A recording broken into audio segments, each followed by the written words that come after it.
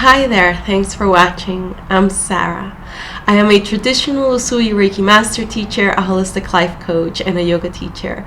And I help women just like you who are overstressed and overtired and sick of trying to struggle managing family and work and feeling lost in the shuffle without being able to take care of yourself the way that you wish you did. I have been practicing for 20 years. I have been teaching for 10. I have raised a family, and I know what it is like to have a corporate job with high stress and tons of responsibility, and then at the same time trying to stay connected to your spirit, to your heart's desire, and to really be in a place of balance, joy, and inner peace.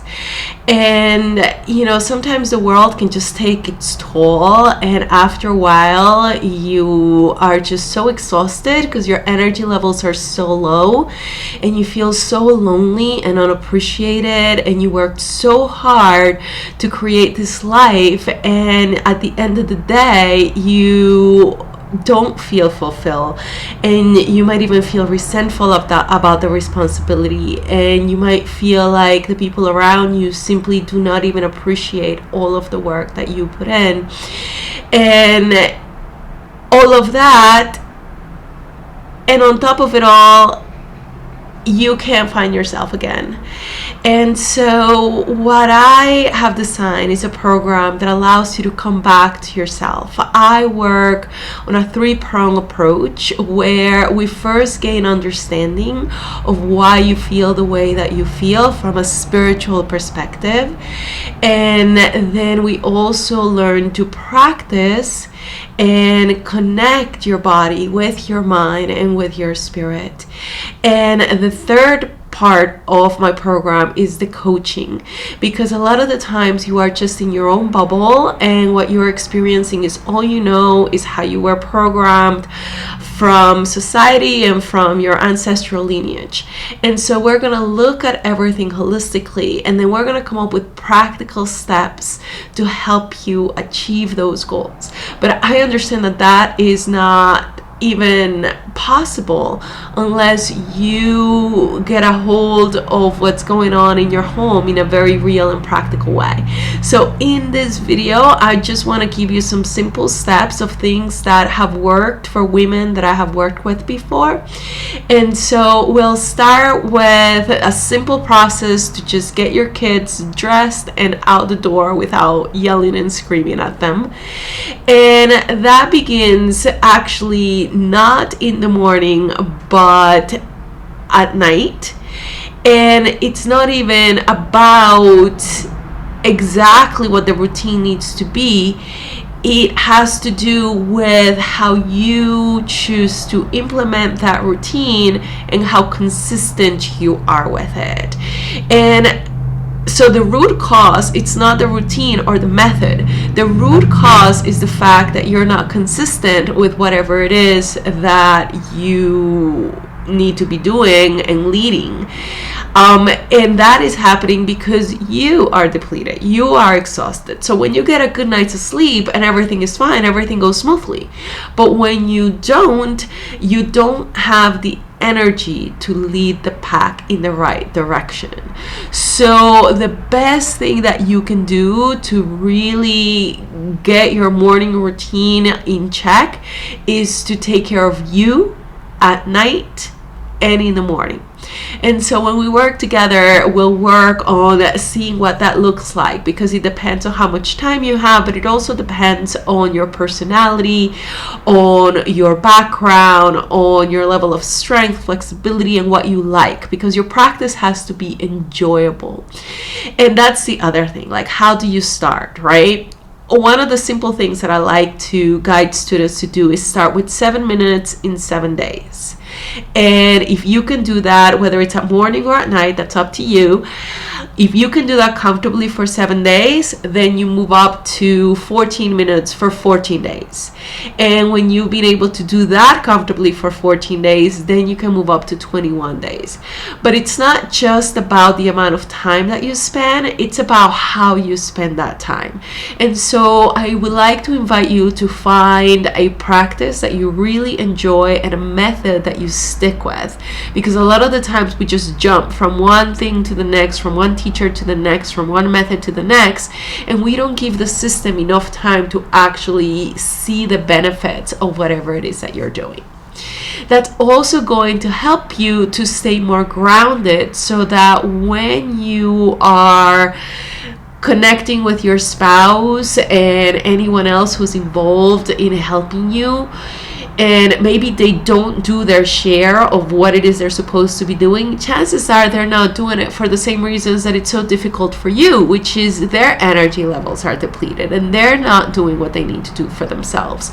And so it's this like snowball of you're tired and cranky and you don't do what you need to do, and then you have the guilt and you have the chaos, and that creates more exhaustion and then more crankiness.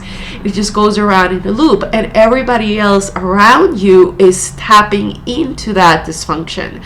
So it all begins with you. You need to lead the pack, and the only way that you can do that is if you have it to give. A lot of the times the problem is that we are giving more than what we have, and we are like a battery that's, has a certain charge, and you spend it all and then some.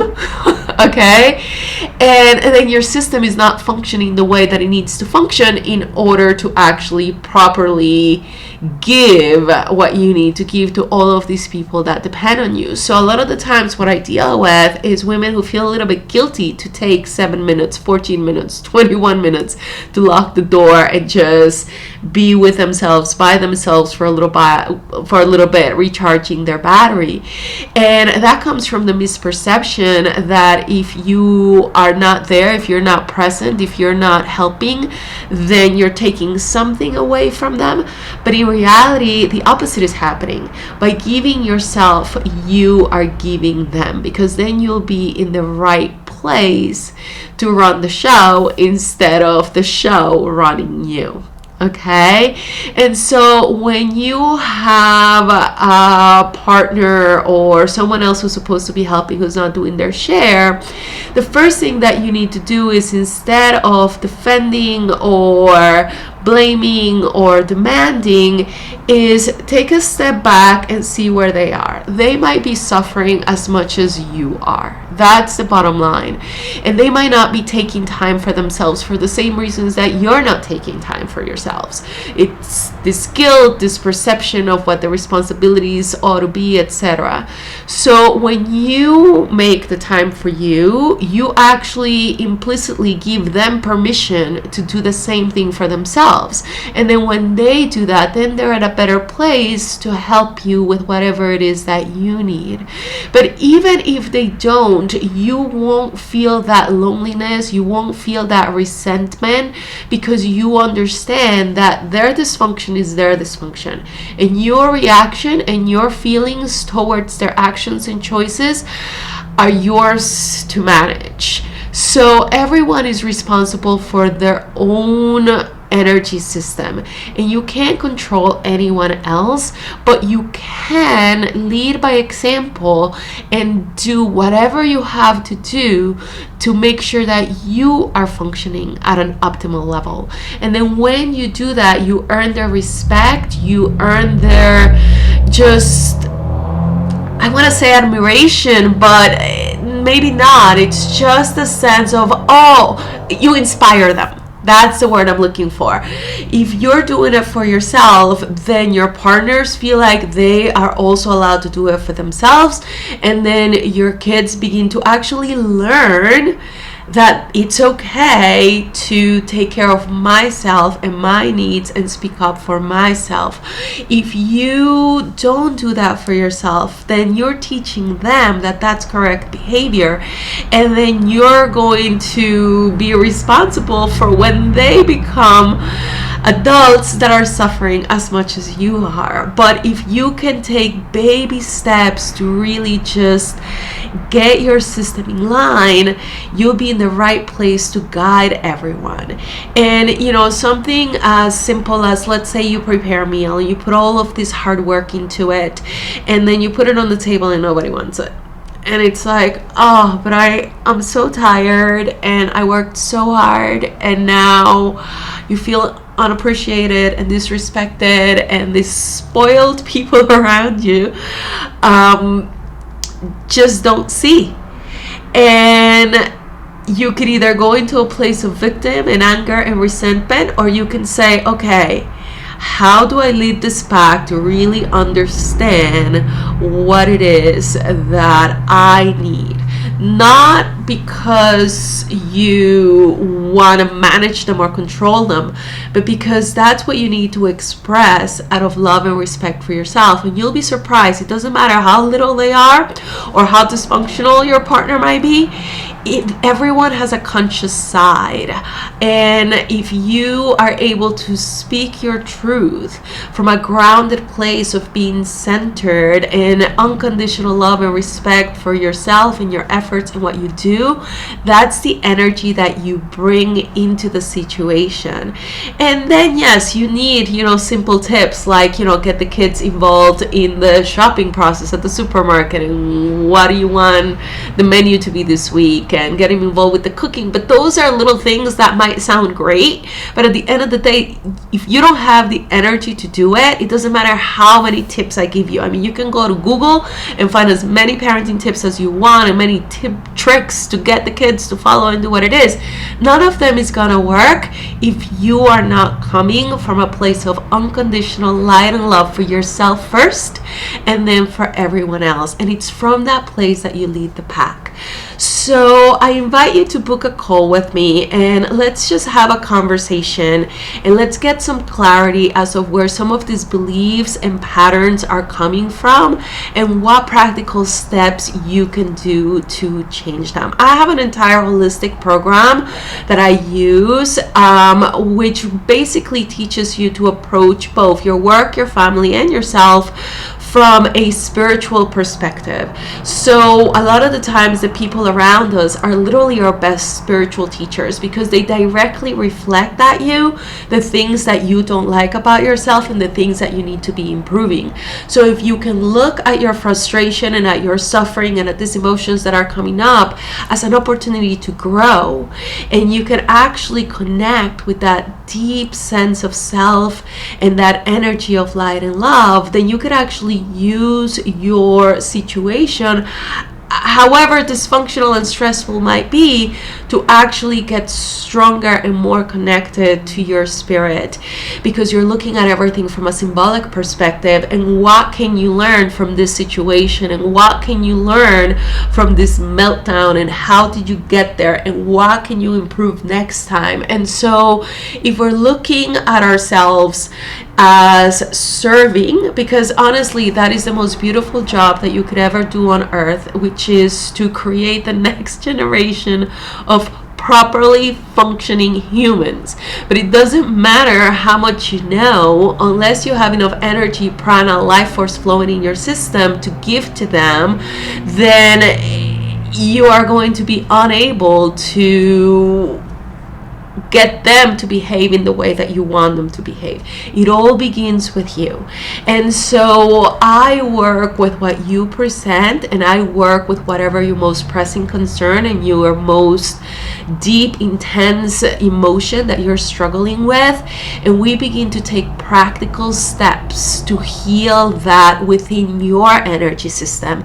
And when we do that, everything else just begins to fall into place. You have no idea how many women come to me and they're not fighting with their husbands anymore, and they're not yelling at their kids, and nobody around them has changed. All that change was we brought up your energy levels to the right vibration. And when you do that, you're able to serve from the right place. And that is the most precious gift that you could actually give them. So a lot of the times you might feel like in order to do what I'm talking about, you have to spend time and money in yourself. but at the end of the day, you're giving it back to the people you love tenfold. And if you are trying to give it without having it, without filling up your battery, without taking care of yourself, then that is why you're suffering. That is why you're so stressed and overwhelmed, and why you struggle so much. So yes, I'm going to give you practical guidance to deal with the people around you, but it's all going to be on the external level. And that's only going to be one part of the puzzle. The other part is practice, so that you learn to stay connected to your body, to your breath, through a mindfulness practice, whether it's yoga, meditation, tai chi, journaling, whatever works for you. We're gonna work on figuring out what that is together. And the other part is understanding. A lot of the times we just have the wrong beliefs and the wrong perception as of how things are supposed to be and what the right thing to do is. A lot of the time, that guilt that you feel when you don't give or where you're not there for them is coming from the wrong perception of reality. The truth of the matter is, the more you take care of yourself, the more you are also respecting them and teaching them to take care of themselves and their needs. So then you then create functioning adults, and you empower your spouse or your partner to do the same for themselves. So I encourage you to book a call today.